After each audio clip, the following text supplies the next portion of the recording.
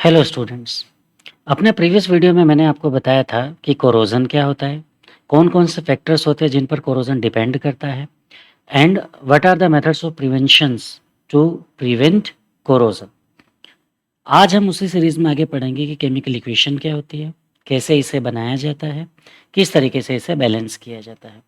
This is the very most important topic. Let us continue. So what is a chemical equation? It is a method of expressing all the reactants and products in terms of symbol and formulae is called chemical equation। यानी कि ये वो method होता है जिसमें हम express करते हैं रिएक्टेंट्स को एंड प्रोडक्ट्स को उनके सिंबल्स और इसके साथ साथ फॉर्मूले के फॉर्म में। इसे हम कहते हैं केमिकल इक्वेशन।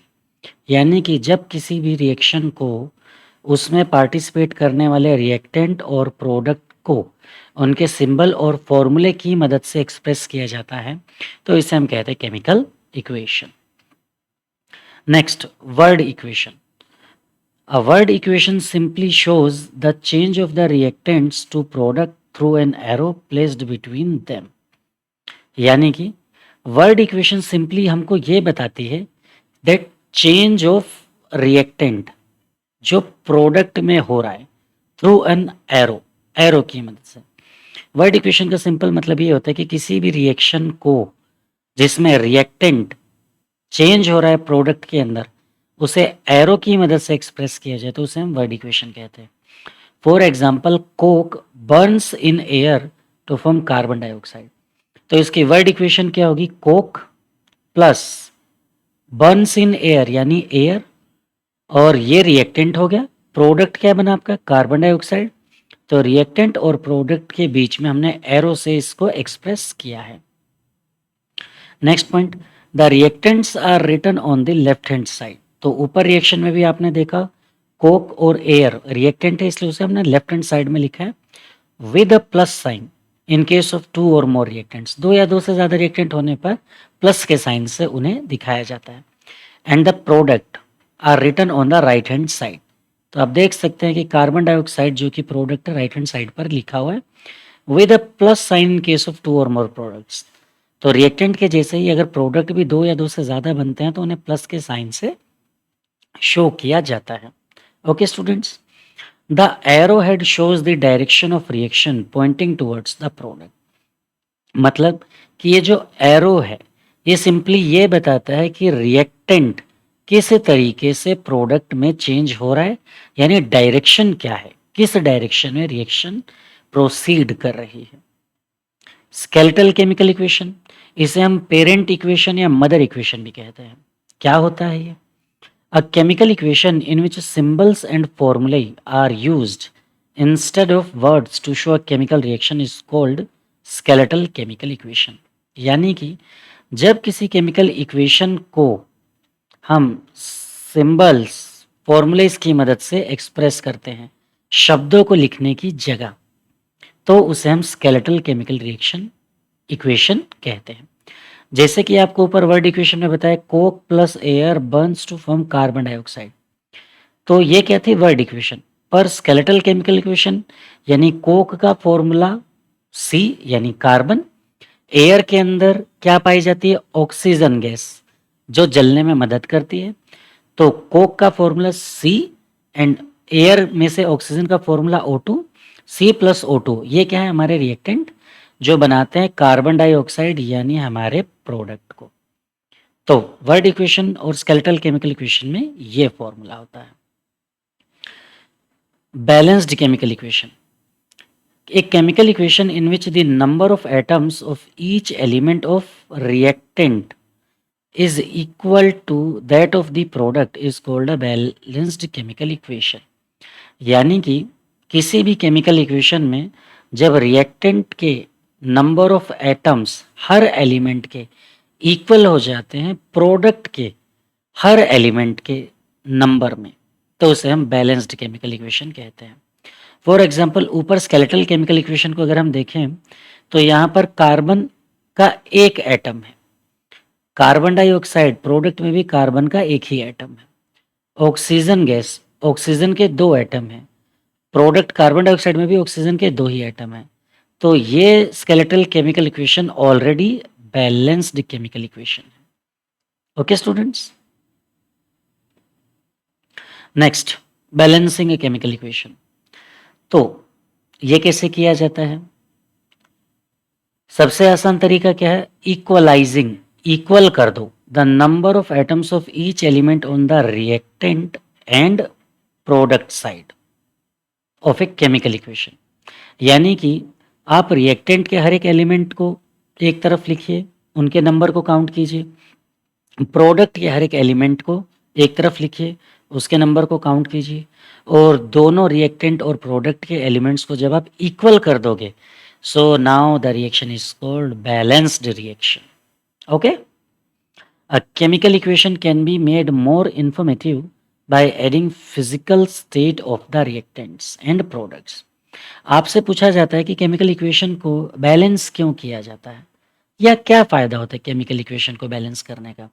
तो केमिकल इक्वेशन को बैलेंस इसलिए किया जाता है ताकि हमें उससे ज़्यादा से ज़्यादा इंफॉर्मेशन मिल सके। The chemical equation could become more informative. कैसे किया जा सकता है ये? सबसे पहले तो हम क्या कर सकते हैं, physical state of the reactants.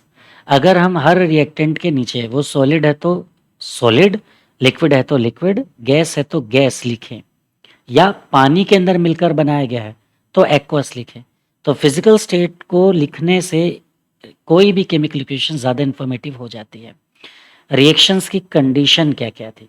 Conditions का मतलब क्या टेम्परेचर था या क्या प्रेशर था, वो ओपन एटमॉस्फेयर में किया गया था या क्लोज्ड वेसल में किया गया था, तो इन्हें हम रिएक्शंस कंडीशंस कहते हैं। इनके साथ साथ कैटलिस्ट कौन सा है, प्रोमोटर कौन सा है, और सारी कंडीशंस भी इसी के अंदर आती हैं। Next, heat change during the reaction. यानी कि जब आपने रिएक्शन को करवाया तो आपको हीट देनी पड़ी, यानी हीट एब्जॉर्ब हुई, या जब रिएक्शन को करवाया तो हीट रिलीज हुई, यानी हीट रिलीज्ड। तो इसे हमने पहले ही पढ़ लिया था कि किसी रिएक्शन में अगर हीट रिलीज होती है तो उसे हम एक्सोथर्मिक रिएक्शन कहते हैं, और किसी में एब्जॉर्ब होती है तो उसे हम एंडोथर्मिक रिएक्शन कहते हैं। इसके साथ साथ concentration of reactant and product. Concentration का मतलब नंबर ऑफ मोल्स कितने हैं। रिएक्टेंट लिक्विड है, गैशियस है, तो उनके नंबर ऑफ मोल्स कितने हैं ये हमको इससे पता चलता है। स्पीड या rate of the reaction. Speed और रेट ऑफ द रिएक्शन का मतलब है कि कोई रिएक्शन स्लो है या फास्ट है। And nature of the reaction. Nature of the reaction मतलब कि ये रिएक्शन एक ही डायरेक्शन में प्रोसीड करती है, यानी यूनिडायरेक्शनल है, यानी फॉरवर्ड डायरेक्शन में जाती है, या ये बैकवर्ड डायरेक्शन में आती है। तो हमको डायरेक्शन यानी नेचर ऑफ रिएक्शन भी पता चलती है बैलेंस्ड केमिकल इक्वेशन से। Characteristics of a chemical equations. First point, chemical equation gives the name of different reactants and product of a chemical reaction. तो ये हम लोगों ने अभी पढ़ा कि किसी भी केमिकल इक्वेशन के अंदर अलग अलग रिएक्टेंट और प्रोडक्ट के नेम्स को बनाया जाता है, दिखाया जाता है, तो इससे हमें उसके फॉर्मूलेज याद हो जाते हैं। It gives the number of atoms and molecules of reactant and product of a chemical reaction. किसी भी केमिकल रिएक्शन को करवाते समय किस तरीके से वो आपकी